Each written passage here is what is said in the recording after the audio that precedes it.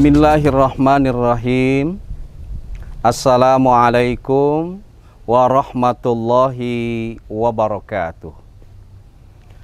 Alhamdulillahirabbil alamin wa bihi nasta'in ala umuri dunya waddin. Assalatu wassalamu ala asrafil anbiya'i wal mursalin sayyidina wa maulana Muhammadin wa ala alihi wa sahbihi ajma'in. Amma ba'd. Selamat berjumpa kembali dengan saya Aang Ridwan pada program Lentera Senja.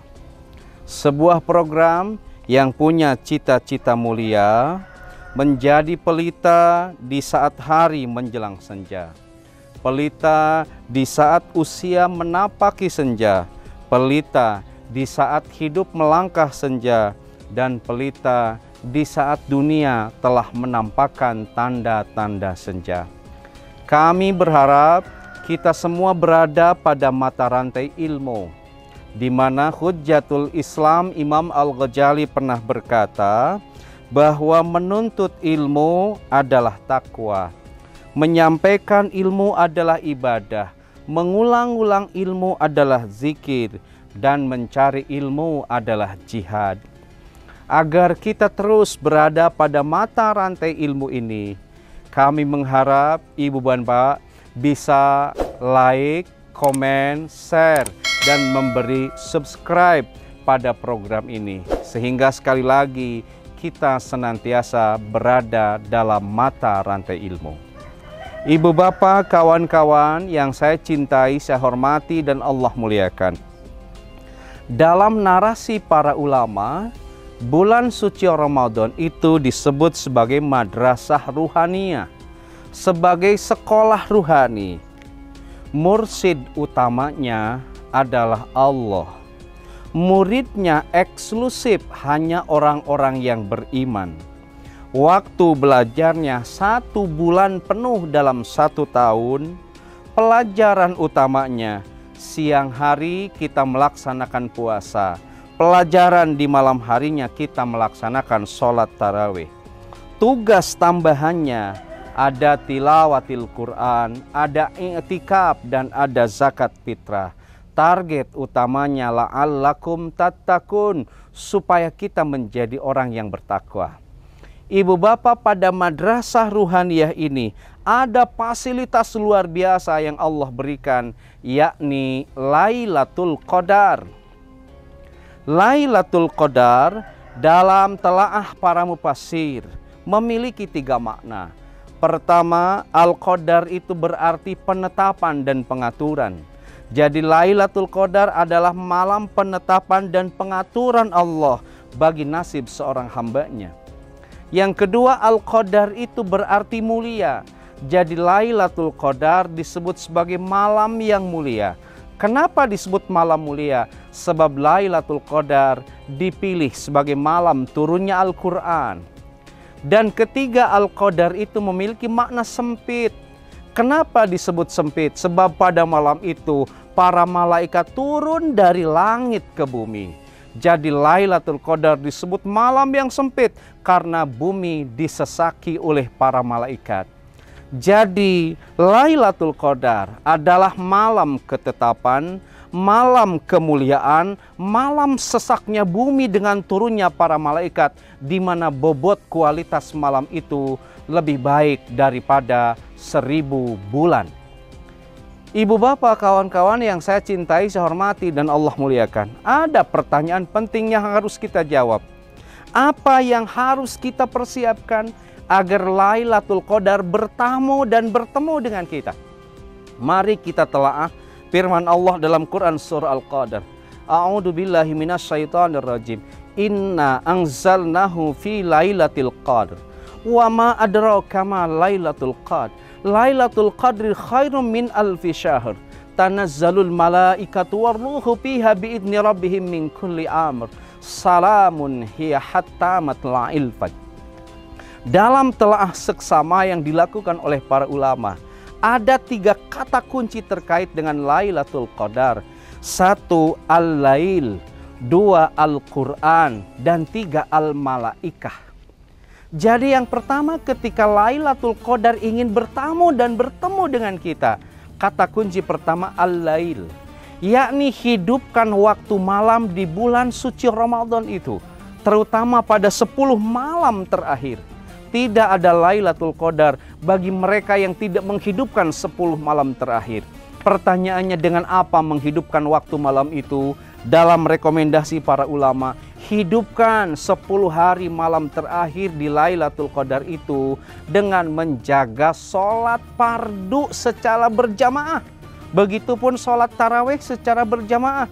Imam Syafi'i pernah berkata, anna ihya'aha yahsulu bi ayyusalliyal ansya'i fi jama'atin wa ya'zimu ala ayyusalliyas subha fi jama'atin.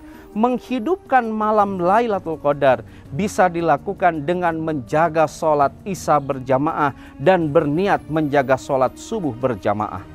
2, hidupkan waktu malam di 10 terakhir itu dengan menjaga sholat sunat tarawih.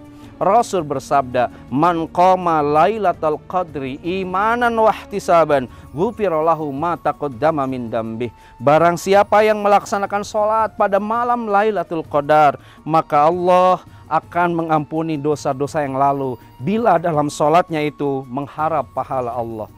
Berikutnya, hidupkan waktu malam di 10 malam terakhir itu dengan i'tikaf. Kata Allah di Al-Baqarah 187, wa antum akifuna fil masajid. Sejatinya di 10 malam terakhir kita beriktikaf di dalam masjid. Kemudian hidupkan waktu malam dengan berdoa secara khusus kepada Allah, minta pengampunan kepada Allah. Rasulullah mengajarkan doa yang sejatinya harus kita munajatkan demi hidupnya 10 malam hari terakhir.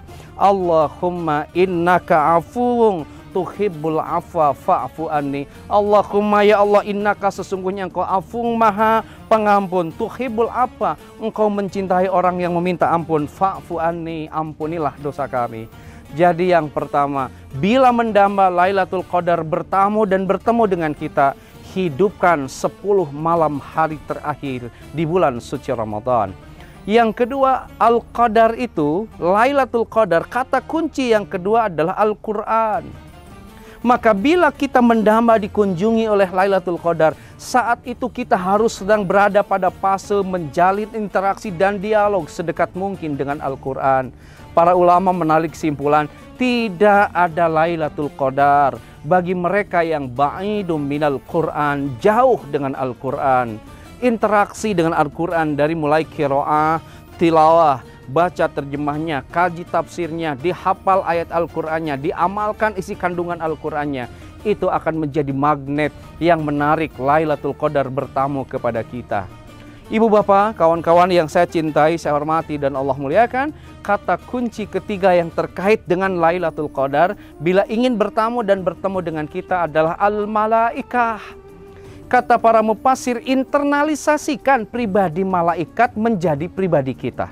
Mana pribadi malaikat itu? Disebut dalam Quran surah At-Tahrim ayat 6. La ya'sunallaha ma amarahum wa yaf'aluna ma yu'marun.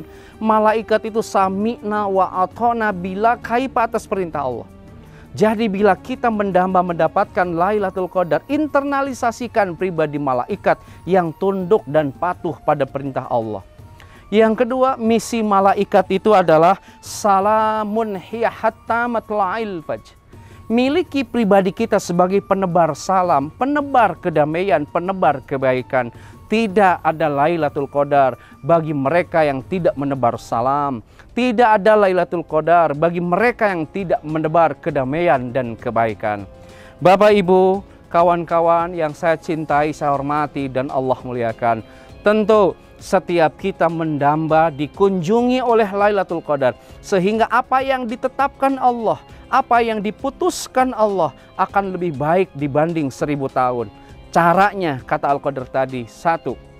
Hidupkan 10 malam terakhir di bulan suci Ramadan dengan menjaga sholat fardu berjamaah, menjaga sholat sunat tarawih, dihidupkan dengan berdoa kepada Allah Subhanahu wa taala. Yang kedua, raih Lailatul Qadar dengan menjalin interaksi sedekat mungkin dengan Al-Quran. Dan yang ketiga raih undang Lailatul Qadar dengan menginternalisasi pribadi malaikat menjadi kepribadian kita. Tunduk patuh pada Allah, lalu kita membawa misi dalam hidup ini, penebar salam di antara kita. Mudah-mudahan Ramadan tahun ini Lailatul Qadar bertamu dan bertemu dengan diri kita, sehingga nasib kita lebih baik daripada 1000 bulan. Ibu bapak, itu yang bisa saya sampaikan. Jangan lupa sekali lagi untuk ngasih like, komen, share, dan subscribe, supaya kita semua senantiasa program Lentera Senja ini senantiasa memberi pencerahan, senantiasa memberi lentera di ujung senja kehidupan kita. Sekian dan demikian. Terima kasih atas segala perhatian. Mohon maaf atas segala kekurangan. Wallahu waliyut taufiq wal hidayah. Assalamualaikum warahmatullahi wabarakatuh.